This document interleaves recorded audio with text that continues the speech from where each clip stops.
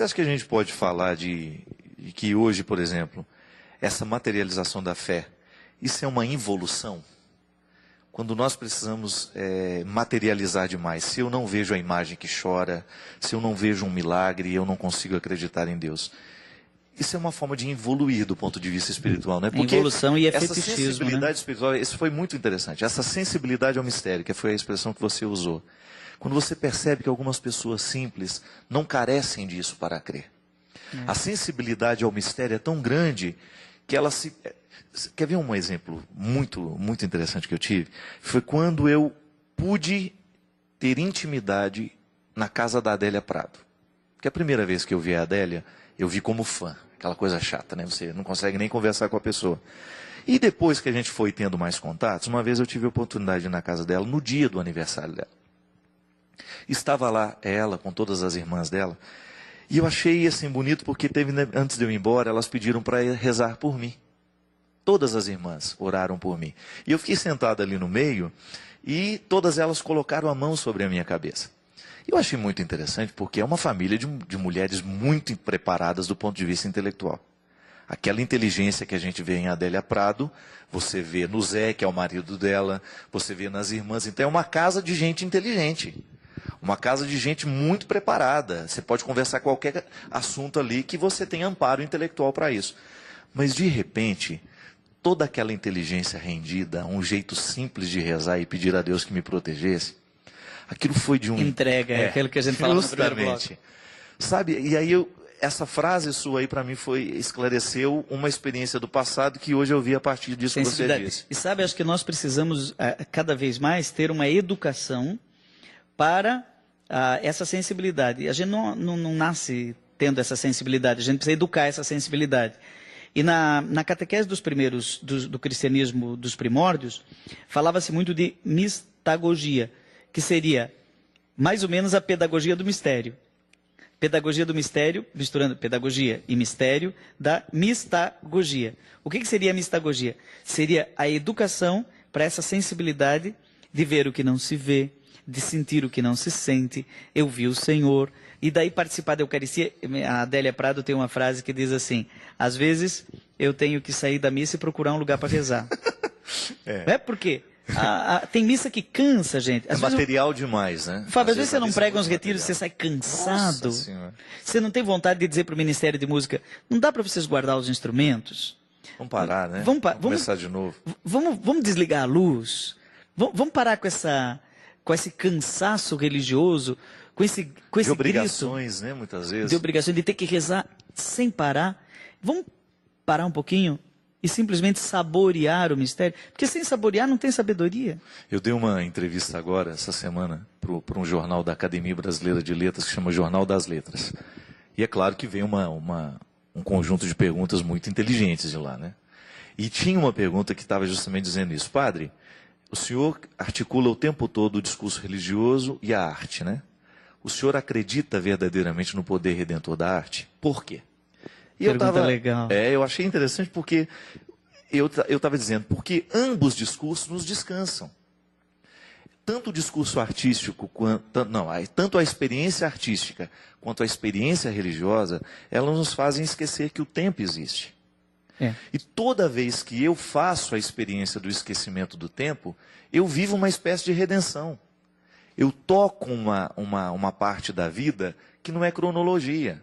Então eu estou lá vendo a Orquestra Sinfônica apresentar lá uma peça. Eu saio dali de um jeito leve, eu saio muito mais leve que quando eu entrei. De repente eu entrei preocupado, mas aquela regência, aquele concerto foi provocando dentro de mim um esquecimento de que o tempo existe.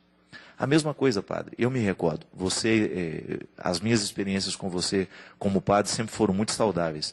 Para quem não sabe, o padre Joãozinho acompanhou a minha turma durante 4 anos, né? Nós tivemos 4 anos de acompanhamento dele. E nós rezávamos juntos todos Saudade daquelas missas de série. Que nós tínhamos. Que não eram em série, não, porque nenhuma era parecida com a outra. Justamente. A gente tinha duas vezes na semana a oportunidade de celebrar em pequenos grupos, porque as outras missas eram sempre na grande comunidade, aqui no convento onde nós estamos gravando. Mas o padre Joãozinho sempre fez uma missa diferenciada para nós. a gente não prestava muita atenção no tempo, apesar da gente ter um tempo para celebrar. Todo mundo era músico ali naquela turma, mas não precisava cantar, não precisava nem violão. Era uma missa que nos descansava. Então, quando nós, e esse é um desafio nosso, de nós padres, né? Não tornar a missa muito material. Não tornar a missa, porque tudo que é matéria é pesado. Eu tenho medo da pastoral litúrgica se tornar cansativa. É tanta criatividade, é tanto comentário, é tanta dança na entrada, na entrada e na saída. Na saída, é tanta dinâmica de oração que no final a gente não reza. Né? E uma pessoa de uma equipe de liturgia me disse: padre, eu sempre vou em 2 missas no domingo. Uma, eu vou para ser comentarista, leitor e tal. A outra, eu vou para rezar. Falei, mas quando você está na equipe de liturgia, você não consegue rezar? E ela disse: não consigo rezar. Não consigo. Ué, mas como é que pode isso? Padre, tem uma frase aqui, muito bonita, que completa bem isso que você está dizendo. Que é do livro A Cabana, que inclusive nós vamos comentar. Vou gravar um outro programa com o Padre Joãozinho. Nós vamos discutir amplamente as questões da Trindade nesse livro. Então não vai na próxima semana, mas vai na outra semana o programa que nós vamos gravar aqui com o Padre Joãozinho. Aguarde. Então, são muitos os e-mails que pediram uma reflexão sobre esse livro. Mas olha que interessante essa frase. A terra repleta de céu e cada arbusto comum incendiado com Deus. Mas só aquele que vê tira os sapatos. Os outros se sentam ao redor e colhem amoras. É teologia. Teologia pura. Justamente porque, às vezes, nós estamos dentro da igreja, mas estamos comendo as amoras. Só alguns perceberam que ali Deus está incendiado. Né? Você já viu como Deus é que está presente na realidade. O pessoal leu o texto, está inspirado em Maomé, né? Moisés, na sarça ardente. Dentro da sarça ardente, Moisés olha e ouve aquela frase: tira as sandálias dos seus pés. Aí o pessoal lê assim: Moisés, Moisés, tira as sandálias. Como se fosse um Deus moralista. Tira essa sandália, você não vê que aqui tem que andar descalço? Mas, na verdade, eu estou imaginando aquele pai que chega no final do dia em casa, do trabalho, assim, com gravata. Cansado. Aí ele tira o sapato na sala mesmo, senta no sofá. Aí o filho já vem, fica do lado dele, liga a televisão ou não liga a televisão, não dá nem para ligar a televisão, não quer sossego, desamarra o nó da gravata, né? Gilberto Gil fez até isso em música. Se eu quiser falar com Deus, tenho que ficar a sós. Tenho que apagar a luz, tenho que desatar os nós dos sapatos, da gravata, dos desejos. Eu só acho que não precisa tudo aquilo que o Gilberto Gil disse na música, e no final ele diz que vai chegar no nada, nada, nada. Nós acreditamos que depois de fazer tudo isso e estar no colo de Deus, mas aí ele fala que não vai chegar a nada, nada do que ele pensava, encontrar. Quer dizer, surpresa do mistério. Surpresa do mistério.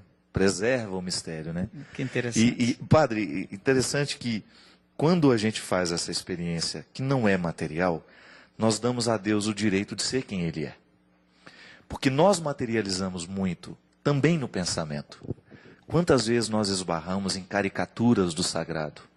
Alguém imaginou que Deus seria assim. Por isso que a revelação é um processo maravilhoso e que a igreja resguarda com muito carinho. O dogma é isso. O dogma é um cuidado que a igreja tem com a verdade revelada. O dogma não é para nos pesar materialmente. O dogma é como se nós fizéssemos uma caixa bonita, onde nós colocamos essa verdade. E de vez em quando nós abrimos essa verdade para contemplá-la. É o que faz a teologia. Outro dia uma pessoa ficou assustada quando eu disse que o dogma evolui. Evolui não é porque ele muda. É porque nós continuamos retirando os desdobramentos daquela verdade que foi anunciada. Evoluir não significa modificar o que foi dito, mas significa, é como se fosse tão profundo e é tão bonito o que nós temos ali, que não esgota. Não é ele que evolui, na verdade, a nossa compreensão a respeito dele. Justamente, que evolui. Evolui o que nós compreendemos sobre ele. É verdade. Né? Isso é tão interessante. Você estava falando aí de deixar Deus ser Deus. Esses dias eu disse no meu blog, na Canção Nova, né? blog.cancãonova.com/Padre Joãozinho, acho que é isso, né? Então eu falei que a igreja pede que não se use o nome de Deus dito na Bíblia. Eu não vou pronunciar esse nome aqui, até por respeito aos judeus. Os judeus nunca pronunciam o nome de Deus. Aliás, tem até um mandamento, não pronunciar seu nome em vão. Na verdade, aquele nome revelado a Moisés na sarça ardente, como é teu nome? Ele disse o nome. Era evitado pelos judeus justamente para deixar Deus ser Deus. Porque quem tem o nome, do ponto de vista bíblico, tem a posse da pessoa.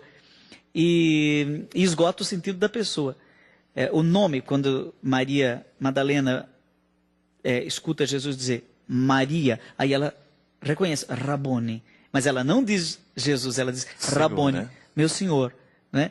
Então a Bíblia usa Elohim, a liturgia nossa usa Senhor, né? Mas nunca diz o nome próprio de Deus, justamente para deixar Deus ser Deus. Muita gente diz assim, não se deve tirar uma palavra que está na Bíblia. Não, está certo, mas eu evito dizer o nome de Deus por respeito à identidade dele. Eu não tenho o direito de dominar Deus. Deixa Deus ser Deus.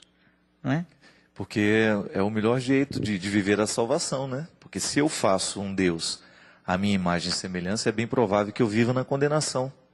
Que eu acabe caindo em muitas condenações, porque Deus perde a oportunidade de agir em mim. A partir do momento que eu materializo uma ideia e eu não saio daquilo, eu não permito que Deus me surpreenda, a vida vai ficando enfadonha, a religião vai virando um peso. Exatamente. Por isso também que não se faz imagem.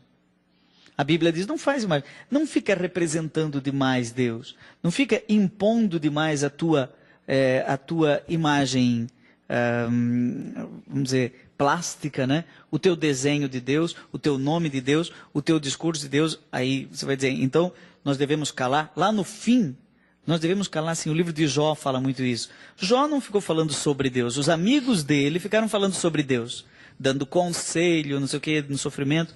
E Jó ficava brigando com Deus. Tem gente que chega para mim e diz, padre, eu estou desesperado, eu estou brigando com Deus. Ótimo. Brigar com Deus é uma forma muito saudável de rezar. Você não viu isso? Com certeza.